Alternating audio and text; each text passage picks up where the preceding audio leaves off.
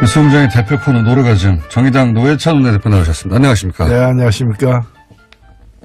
요즘 대한민국은 희한한 야당이 있어요. 야당을 제대로 안 해봤으니까 지금 저기는 야당이 뭐 해야 될지 모르는 거야. 지금. 구 의원님, 예, 이제는 더 이상은 안 됩니다. 대한민국에 희한한 야당이 있어요. 저 이게 그 토론을 계속 하다 정의당이 보면 야당이 아니에요, 이제. 그러니까 탄핵당했지, 이 사람은.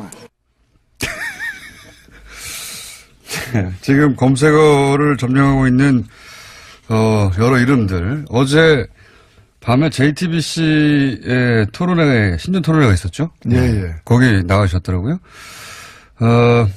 뉴스공장이 이제 제일 싫어하는 게 전날 밤에 저희 패널들이 바로 거기 나가가지고 이빨을 다 털고 오는 겁니다. 예. 뉴스공장을 홍보하기 위해서 밤에 잠깐 나갔습니다. 그럼 나가셔서 뉴스공장 얘기하셨어야죠. 예. 어제 제가 낮에 그 청와대 신년할에 갔는데, 예. 거기서 그 인사 많이 들었어요. 김어준의 뉴스공장 잘 듣고 있습니다. 그럼 당연한 건 전 국민이 듣고 있으니까. 공영방송입니다. 확인되는. 청와대 뵐 수 있습니까? 들어야지. 자, 근데 어제 가만히 매치업을 생각해보면, 썰전과 뉴스공장의 패널, 양쪽에 나와가지고 믹스 매치업을 했어요. 그죠? 예, 그렇게 됐네요. 예, 보면 그렇게 됐습니다. 요 멘트, 어제 이제 보신 분들도 있겠지만 못 보신 분들을 위해서 요 멘트는 어떻게 나온 건지. 예. 최근에 그 벌어진 아랍에미리트와의 어떤 모종의 스캔들이 있는 게 아니냐, 국가적인 마찰이 있는 게 아니냐라는 그 자유한국당 의혹 제기에 대해서 네. 기본적으로 그 관련자들이 거의 다 전 정권 사람들이기 때문에 네. 사실을 알고 싶으면은 그럼 이명박 대통령한테 물어봐라. 기아 쪽 사람 아니냐, 집안 어른 아니냐. 집안으로 아니냐. 근데 그리고 또 실제 실무를 담당했던 사람 중에 그 자유한국당 현역 의원도 있어요. 네.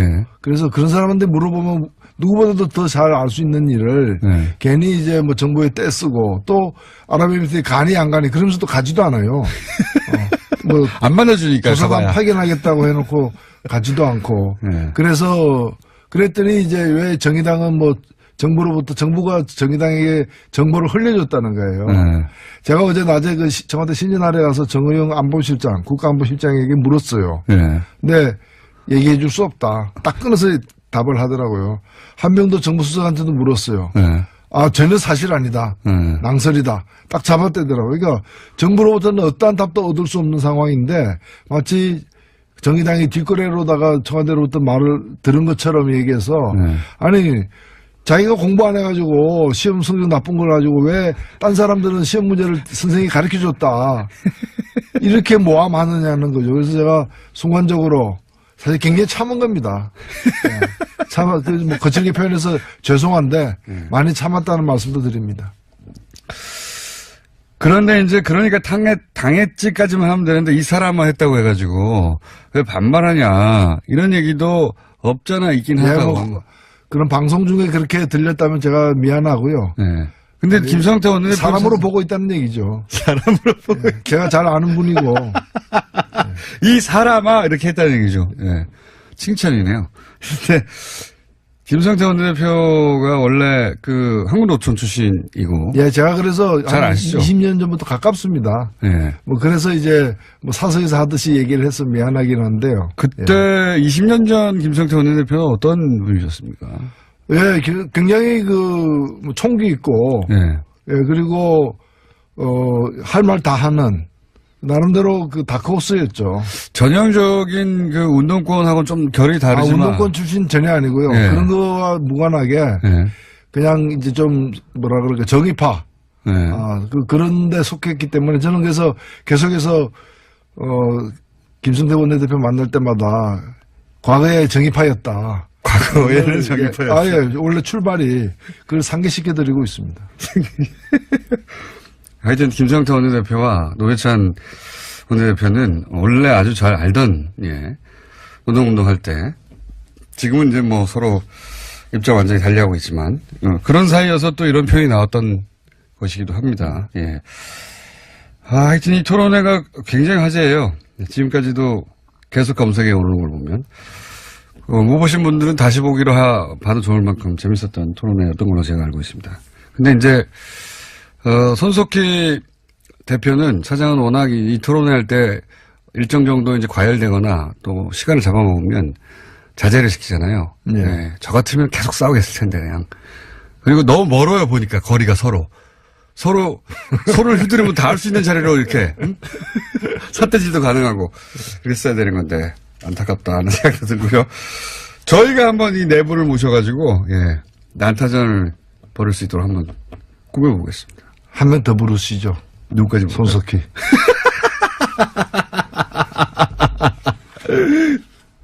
제 소원이 손석희 사장을 갖다가 토론석에 앉히고 토론자석에 앉히고 제가 사회를 보는 거예요. 그래서 발언하면은 빨리 끝내시죠. 이렇게 잘라버리는 거 있죠. 그래서 평생 소원인데 아직 못 해보고 있습니다. 저하고 손석희 사장님하고 토론을 시키시고 사회를 봐주시면 재밌을 것 같네요. 아, 그것도 괜찮겠네. 근데 토론이 되겠습니까? 토론이 잘 안 되겠죠. 예. 토론 안 되겠지만 레슬링을 하면 뭐. 제가 말하는 거는 계속 그냥 두고 예. 손석희 사장님 말만 하면 끊어주세요. 아, 그래야죠. 제가 뭐. 뉴스공장 소속인데.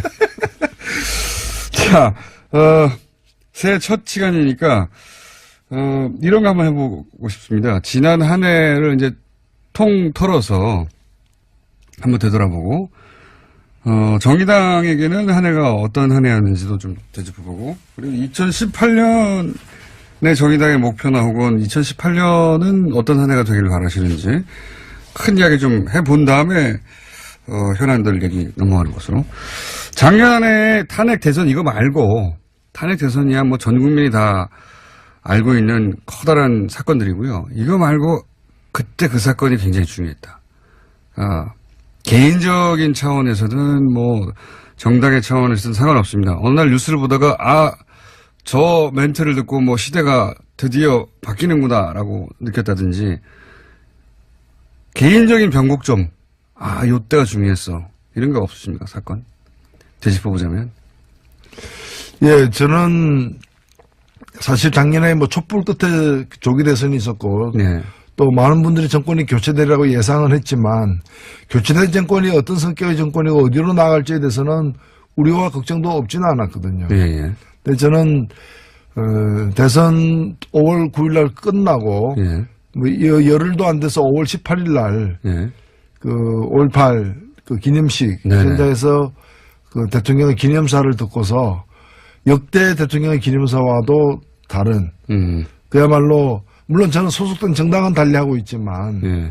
좀 이 촛불의 정신이 반영된, 우리가 오랫동안 기다려왔던 그런 좀 새 시대가 열리는, 새 시대를 여는 그런 여러 메시지들을 사실은 읽고 제가 공개적으로 칭찬을 했어요. 예, 예. 저기 기념사 전문을 갖다가 페이스북에 올려가지고 이거는 다 읽어야 된다, 한번 읽어볼 것을 권한다라고 얘기를 했는데, 그 후에 이제 6월 항쟁 기념식 6월 10일도 예. 거의 마찬가지였어요. 그래서 제가 이거 누가 썼냐 라는 얘기까지도 했는데, 예. 저는 그게 단순히 뭐 명문이다 잘 썼다를 넘어서서 우리가 가야 할 말을 정확하게 짚었다라고 저는 생각이 됩니다. 물론 그 후에 많은 일들이 있었고, 네. 뭐 어느 다른 정부도 그렇지만 이 정부가 뭐 모든 걸 완벽하게 다 잘하고 있다고도 보기 힘들긴 합니다만은, 우리가 단순히 저는 정권이 교체된 게 아니라 시대가 바뀌었다라고 계속 생각을 하고 있습니다. 그래서 이 시대는 5년 만에 끝나는 시대가 아니라는 거죠. 정권은 5년 만에 이제 일단은 끝나겠지만, 시대는 계속 변화된 시대가 가야 되는 거고 과거로 돌아갈 수는 없는 거 아니겠습니까? 그런 점에서 우리가 앞으로 뭘 해야 되는가, 또 서로 어떤 관계를 맺고 가야 되는가에 대해서 좀 깊이 생각해 볼 때다. 그런 점에서 촛불 이전에 살던 방식, 촛불 이전에 정치하던 방식으로 촛불 이후에도 해서는 안 된다. 그래서 이 촛불에게서 기원 전 기원 후가 비포 크라이스트 BC가 아니고 비포 캔들, 애프터 캔들 이렇게 나눌 정도로 촛불 이전과 촛불 이후가, BC가 비포 캔들이다. 그 정도로 이제 기원 전 기원 후가 촛불 사태 이전과 이후로 나눠진다.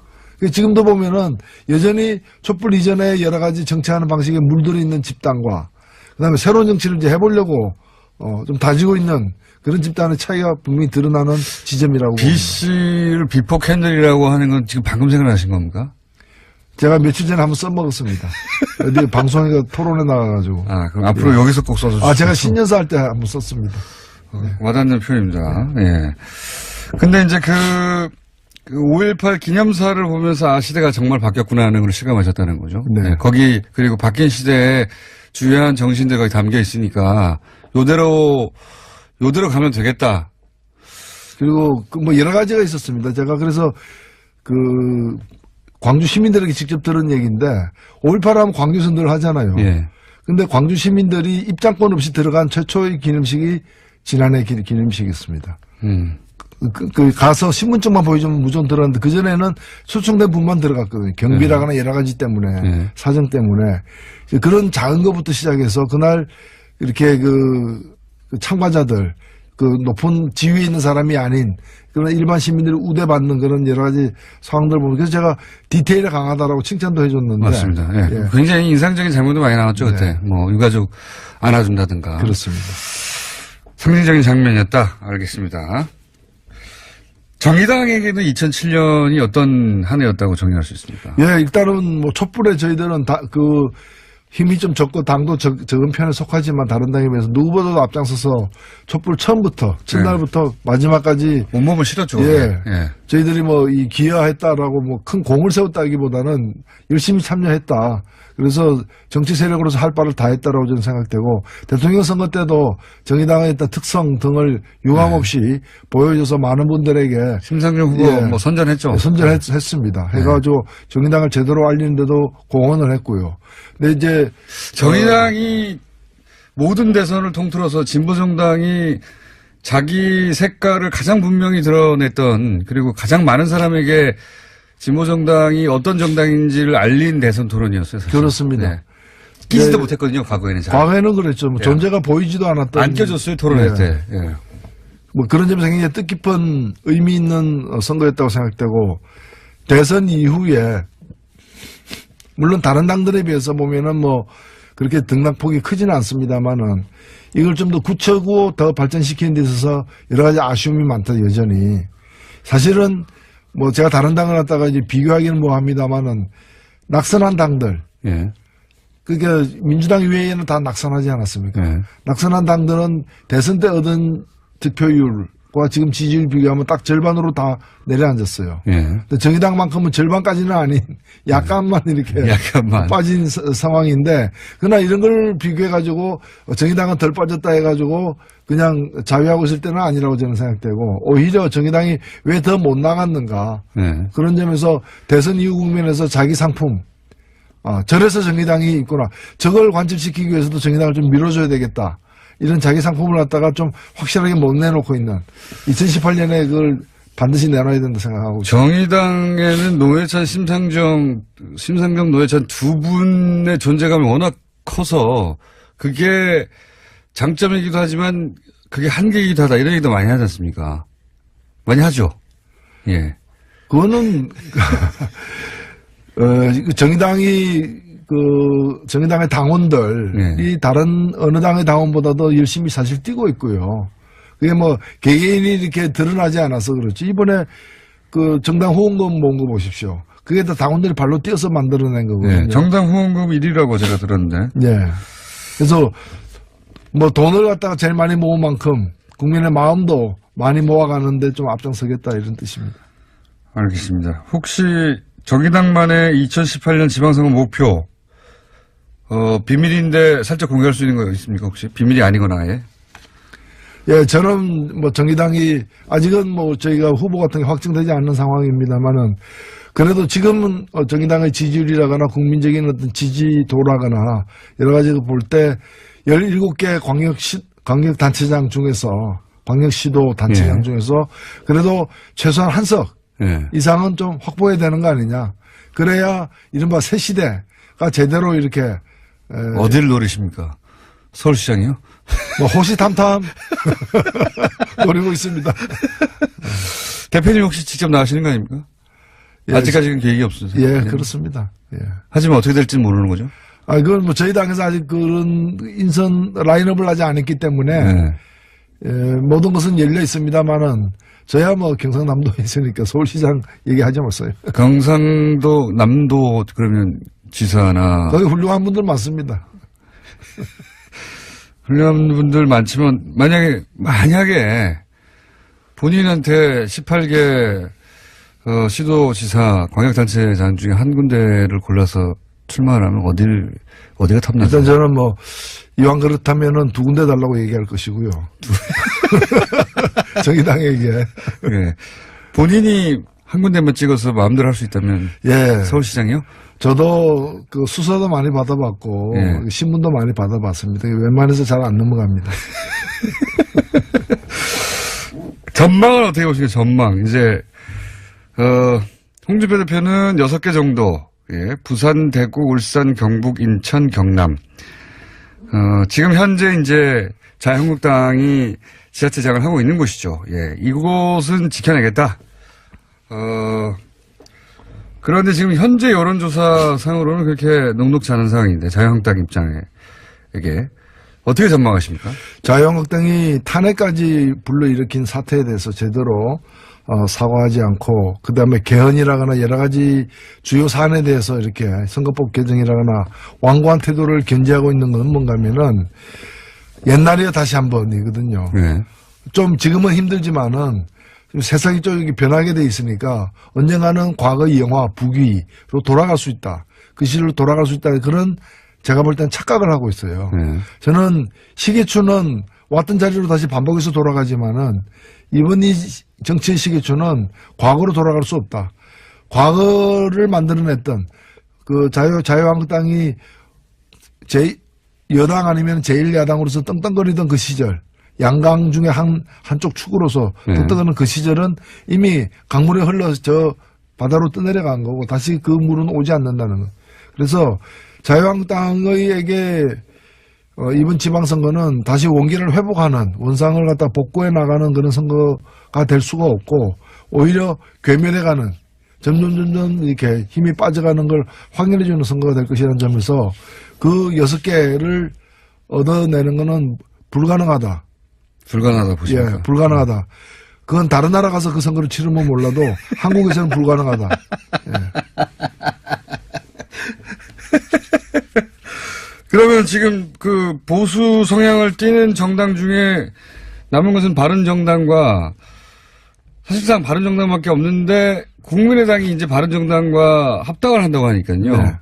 그리고 합당은 그 소위 이제 반대파들이 떨어져 나갈 지언정 합당은 되겠죠? 그렇게 전망하시죠? 예, 무슨 소란, 자범, 소음 이런 게 이제 이어지겠지만은 결국에는 뭐 우격다짐으로도 될 겁니다. 그리고 이런 과정에 대해서 선관위나 어떤 법원이 이게 하나하나 이렇게 논리적으로 과학적으로 안 따지거든요. 네. 정당은 정당에서 해결하라. 그러니까요. 예, 보통 사법부는 이런 데 안 끼려고 하죠. 그렇죠. 예. 그래서 아마 이제 그 주류 세력들이 이제 추동하는 방향으로 되긴 될 가능성이 높다 이래 보입니다. 그러면 그렇게 해서 탄생하게 될 정당 이름은 이제 아마도 이제 그 국민의당으로 이름이 합쳐지거나 바른정당 이름이 합쳐지지 않고 뭐 전혀 다른 제3당. 이름. 그렇죠. 새로운 이름으로 되죠. 새로운 이름으로 창당하겠죠 아마도. 예. 그러면서 합칠 텐데 그 새롭게 창당되는 당의 지방선거에서 파괴력은 어떻게 전망하십니까?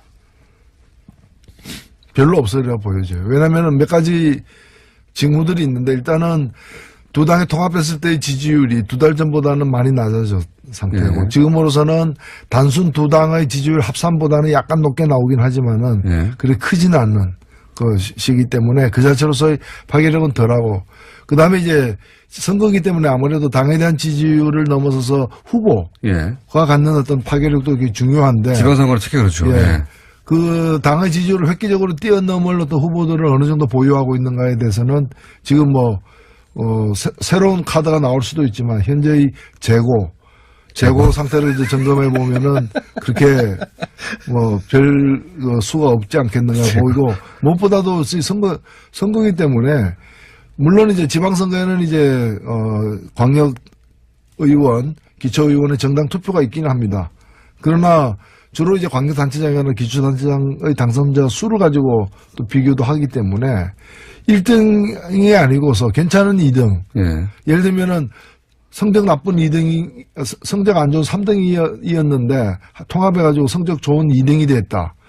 이건 1등은 아니잖아요. 선거에서는 의미가 없죠. 의미가 없죠. 그렇기 때문에 지방선거의 어떤 결과에 매달리는 것은 별로 이렇게 소득이 없을 것이다 이렇게 보여집니다. 그러면 이 두 당이 합당됐을 때 최대 수혜자는 누가 되겠습니까?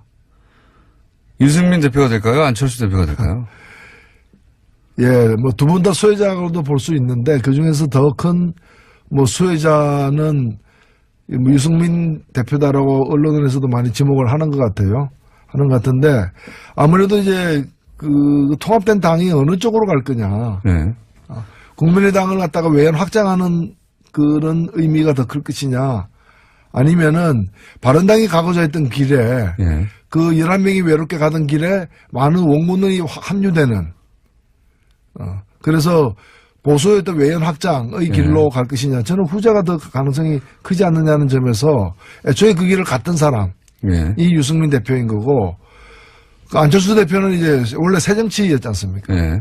물론 이제 그 이제 국민마다 같은 새로운 새정치로 계속 바뀌면서 이제 원래 출발했던 지점으로부터 많이 지금 떨어져 있는 거죠. 그래서 뭐 그런 점에서 볼 때 원래 가고자 했던 길을 일관성 있게 가는 사람이 더 많은 덕을 보고는 통합이 아닌가 이렇게 보여집니다. 저도 이제 그 지점이 참 이해가 안 가는데, 안철수 대표는 본인이 상처를 입고 그 결과물은 왜 유승민 대표에게 안겨주는 선택을 했을까? 잘 납득하기 힘듭니다. 예. 뭐 물론 이제 이 문제를 그 다음 대선을 예. 겨냥한 포석으로 봐야 되는 것이고. 당연히 그렇게 예, 그런 보이는데. 점에서 뭐 경쟁력에서 자신이 있다는 거 자신감의 표현이라고도 봐요, 저는. 사실 자유한국당의 후보가 없고 예. 또 앞으로 만들어질 가능성이 적고 그리고 이미 있는 후보, 기왕에 기어로웠던 후보 그 범위 내에서는 예. 뭐 자신의 어떤 경쟁력이 앞선다라고 능히 판단하고 있지 않나 이렇게 그러니까요. 자유한국당에서 떨어져 나오는 분들하고 합쳐서 이제 새로운 보수다, 개혁 보수다 이렇게 표방하는 정당이 되고 그 중에서는 본인이 가장 경쟁력이 앞선다고 생각할 수는 있을지 모르겠지만 이 과정에서 입게 되는 상처 본인이 그것도 계산에 넣어보면 상처 상당히 많이 입고 있거든요. 예. 근데 뭐 정치라는 것은 본인이 결단하고 선택한 것이고 그 결과를 본인이 수용해야죠. 저는 그런 뭐 정치인들, 유력 정치인들이 받는 상처보다도 국민이 받는 상처. 이런 걸 더 우리가 생각해 볼 필요가 있지 않느냐. 이 과정에서 호남의 국민의당을 지지했던 호남 유권자들이 받는 상처도 상당하겠죠. 예. 그러겠죠. 뭐 하도 당이 이렇게 만들어졌다가 흩어지고 쪼개지고 하니까. 만약에 이 반대파들이 떨어져 나온다면 반대파의 규모가 클까요? 아니 남는 사람들의 규모가 클까요? 거의 비슷한 것 같아요. 뭐 산술적으로는 19대 국민의당 같은 경우에는 19대 20으로 분류되는데 네. 그러니까 이제 통합 반대파가 20명으로 계산되기도 합니다. 물론 더 자세하게 들어가면 이제 더 이제 분류를 더 이렇게 복잡하게 해야 되겠습니다만은 근데 그 20명 중에는 비례대표도 있기 때문에 교섭단체를 구성할 비례대표는 당장에 나오기 쉽지 않은 출당돼야 되지 않습니까? 예, 그렇죠? 그게 아니면은 나오기 어려우니까 그러면 이제 20명 채우는 것도 만만치 않은 상황이다 이렇게 보여집니다. 김정은 노동당 위원장 신년사는 어떻게 평가하십니까? 예, 저는 그 한 번의 어떤 그 화해 제스처, 대화 제스처로 그게 뭐 감격해가지고 마치 이제 대화의 시대가 열리라 이렇게 우리가 속단할 수는 없어요. 당연히 그렇죠. 예, 설 전에 다시 미사일 발사할 수도 있고요. 그래놓고 우리가 뭐 평창 올림픽 기간에만 안 쏜다 그랬지 뭐 이렇게 나올 수도 있는 것이고요. 예, 그렇기 때문에 속단할 수는 없지만 그러나 이것이 몇 년 만에 대화 제스처입니까? 그렇기 때문에 이걸 저쪽의 의도가 어떻든 간에 우리는 우리의 의도와 목표를 가지고서 이 기회를 잘 활용해야 된다. 그리고 적극적으로 활용해야 된다. 찬스가 오긴 왔죠. 그건 왔죠. 오히려 사실 작년에 그렇게 많은 사람들이 손가락질 했거든요. 저렇게 미사일 핵 실험 펑펑 해야 되는데 무슨 베를린 선언이고 무슨 운전자론이고 무슨 또 그 대화 제안이고 무슨 또 평창 올림픽이냐.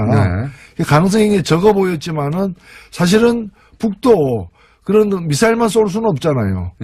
그리고 자기들도 미사일의 어떤 그런 핵 증강의 어떤 대가로 뭔가를 또 챙기려고도 할 수밖에 없는 것이고 그리고 올 수밖에 없는 일이 좀 더 빠르게 그리고 좀 더 담대하게 제시되었다 이렇게 좀 극적으로 왔죠. 1월 1일부터 이렇게 직접 김정은 발로 이런 제안이 공식적으로 올지는 사실 공개적인 거니까 모두가 전 세계. 그리고 저쪽의 국가 수반이 직접 이렇게 그러니까요. 올림픽 문제까지 거론하면서 얘기한 것은 하겠다는 거죠. 처음이죠. 예. 예. 게다가 양복 입고 넥타이 매고 서방 언론에게는 그게 굉장히 인상적이었던 것 같아요. 그러니까요. 직접 얘기하고 실무자들이 뭐 예를 들어서 과거 같은 경우는 실무 접촉을 해서 이야기를 좀 맞춘 다음에 마지막에 이제 이 양쪽 정상이 뭐 멘트를 낸다든가 하는데 이번에는 제안을 직접 해버린 거 아닙니까? 공개적으로. 그렇죠. 예. 굉장히 과감한 방식입니다, 사실. 자, 주요한 사안들만 훅 짚었는데 다 지나갔어요. 올 한 해 뉴스공장 청취자들에게 노회찬 원내대표의 다짐 이런 거 한번 촌스럽 좀 해볼까요? 예. 예. 뉴스 공장이 촛불 공장이 되는 그날까지. 촛불 공장. 예. 이 한 몸 던지겠습니다. 아니, 촛불 다 지나갔는데 뉴스 공장이 왜 다시 촛불 공장이 돼야 됩니까? 세상을 밝히려면은 예. 더 많은 촛불이 필요합니다. 마음의 촛불은 꺼질 수가 없습니다. 납득이 되진 않습니다만은. 받아들이도록 하겠습니다. 자, 오늘 여기까지 하겠습니다. 정의당 노회찬 원내대표였습니다. 감사합니다. 네, 고맙습니다. 표는 어떤 분이셨습니까? 예, 굉장히 총기 있고, 예. 예, 그리고, 할 말 다 하는, 나름대로 다크호스였죠. 전형적인 그 운동권하고는 좀 결이 다르지만. 운동권 출신 전혀 아니고요. 예. 그런 거와 무관하게, 예. 그냥 이제 좀, 뭐라 그럴까, 정의파. 예. 그런 데 속했기 때문에 저는 그래서 계속해서, 김승태 원내대표 만날 때마다 과거에 정의파였다. 과거에는 정의파였다. 예, 원래 출발이 그걸 상기시켜드리고 있습니다. 하여튼 김성태 원내대표와 노회찬 원내대표는 원래 아주 잘 알던, 예, 운동할 때, 지금은 이제 뭐 서로 입장 완전히 달리하고 있지만, 그런 사이여서 또 이런 표현이 나왔던 것이기도 합니다. 예. 하여튼 이 토론회가 굉장히 화제예요. 지금까지도 계속 검색에 오르는 걸 보면. 못 보신 분들은 다시 보기로 봐도 좋을 만큼 재밌었던 토론회였던 걸로 제가 알고 있습니다. 근데 이제, 손석희 대표는, 차장은 워낙 이 토론회 할 때 일정 정도 이제 과열되거나 또 시간을 잡아먹으면 자제를 시키잖아요. 네. 네. 저 같으면 계속 싸우겠을 텐데, 그냥. 그리고 너무 멀어요, 보니까, 거리가 서로. 서로를 휘두르면 다 할 수 있는 자리로 이렇게, 응? 삿대질도 가능하고, 그랬어야 되는 건데, 안타깝다 하는 생각도 들고요. 저희가 한번 이 내부를 모셔가지고, 예, 난타전을 벌일 수 있도록 한번 꾸며보겠습니다. 한 명 더 부르시죠. 누구까지 볼까요? 손석희.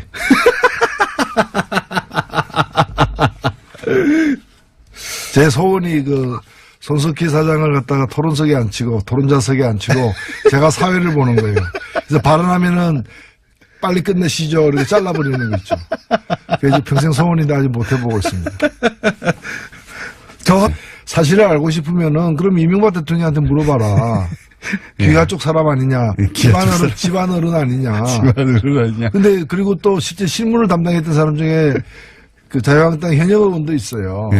그래서 그런 사람한테 물어보면 누구보다도 더 잘 알 수 있는 일을 네. 괜히 이제 뭐 정부에 떼쓰고 또 아랍에미리트에 가니 안 가니 그러면서 또 가지도 않아요. 안 만나주니까. 조사단 파견하겠다고 해놓고 가지도 않고. 네. 그래서 그랬더니 이제 왜 정의당은 정부가 정의당에게 정보를 흘려줬다는 거예요. 네.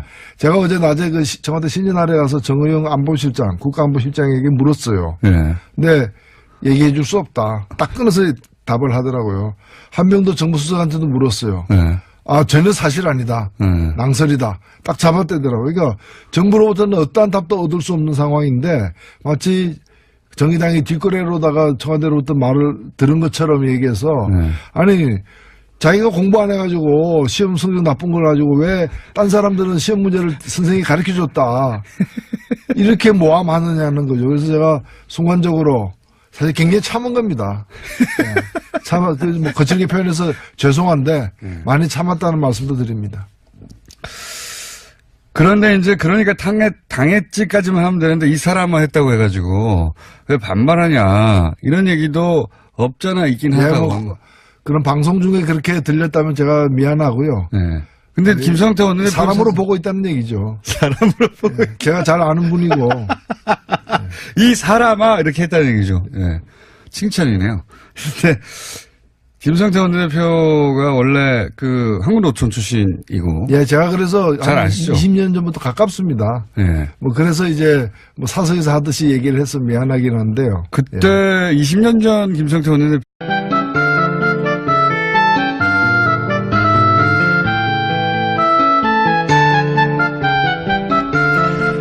뉴스공장의 대표 코너 노르가즘 정의당 노회찬 원내대표 나오셨습니다. 안녕하십니까? 네, 안녕하십니까. 요즘 대한민국은 희한한 자상이 있어요. 야당을 제대로 안 해봤으니까 지금 저기는 야당이 뭐 해야 될지 모르는 거야. 지금.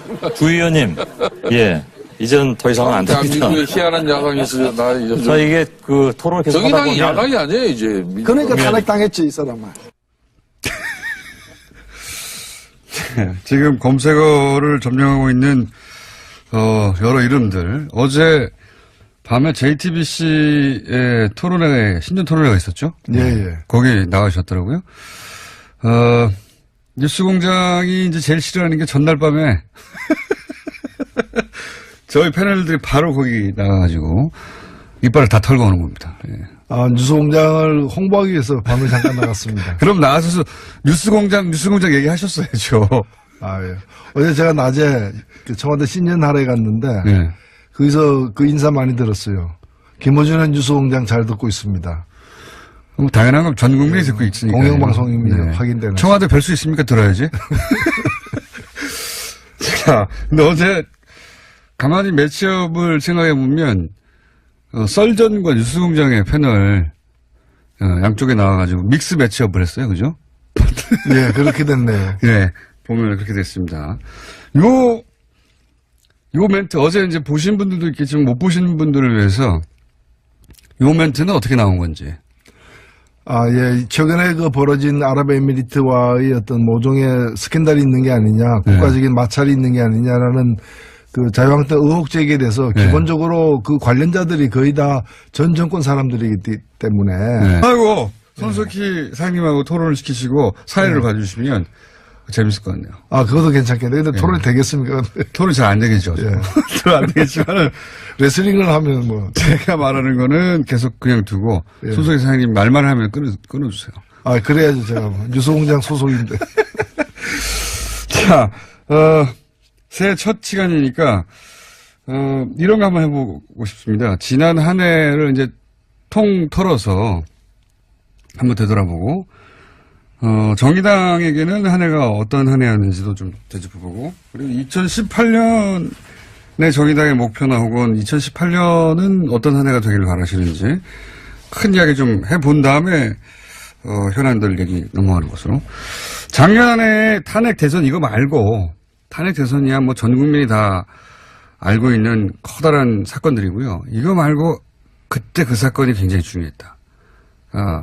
개인적인 차원에서든 뭐 정당의 차원에서든 상관없습니다. 어느 날 뉴스를 보다가 저 멘트를 듣고 뭐 시대가 드디어 바뀌는구나라고 느꼈다든지 개인적인 변곡점 요때가 중요했어. 이런 거 없으십니까? 사건 되짚어보자면.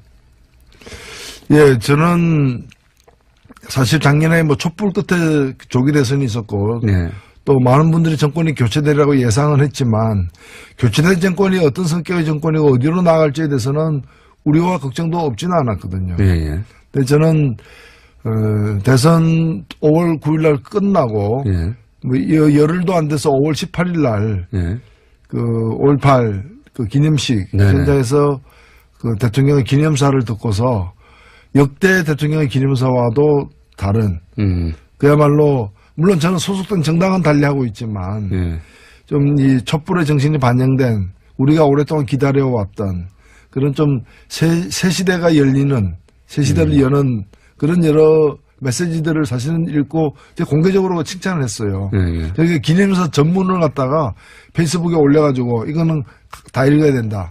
한번 읽어볼 것을 권한다라고 얘기를 했는데 그 후에 이제 6월 항쟁 기념식 6월 10일도 거의 마찬가지였어요. 그래서 제가 이거 누가 썼냐 라는 얘기까지도 했는데 저는 그게 단순히 뭐 명문이다 잘 썼다를 넘어서서 우리가 가야 할 바를 정확하게 짚었다라고 저는 생각이 됩니다. 물론 그 후에 많은 일들이 있었고, 네. 뭐, 어느, 다른 정부도 그렇지만 이 정부가 뭐, 모든 걸 완벽하게 다 잘하고 있다고도 보기 힘들긴 합니다만은, 우리가, 단순히 저는 정권이 교체된 게 아니라 시대가 바뀌었다라고 계속 생각을 하고 있습니다. 그래서 이 시대는 5년 만에 끝나는 시대가 아니라는 거죠. 정권은 5년 만에 이제 일단은 끝나겠지만, 시대는 계속 변화된 시대가 가야 되는 거고 과거로 돌아갈 수는 없는 거 아니겠습니까? 그런 점에서 우리가 앞으로 뭘 해야 되는가, 또 서로 어떤 관계를 맺고 가야 되는가에 대해서 좀 깊이 생각해 볼 때다. 그런 점에서 촛불 이전에 살던 방식, 예. 촛불 이전에 정치하던 방식으로 촛불 이후에도 해서는 안 된다. 그래서 이 촛불에게서 기원 전 기원 후가 비포 크라이스트 BC가 아니고 비포 캔들, 애프터 캔들 이렇게 나눌 정도로 촛불 이전과 촛불 이후가 BC가 비포 캔들이다. 그 정도로 이제 기원 전 기원 후가 촛불 사태 이전과 이후로 나눠진다.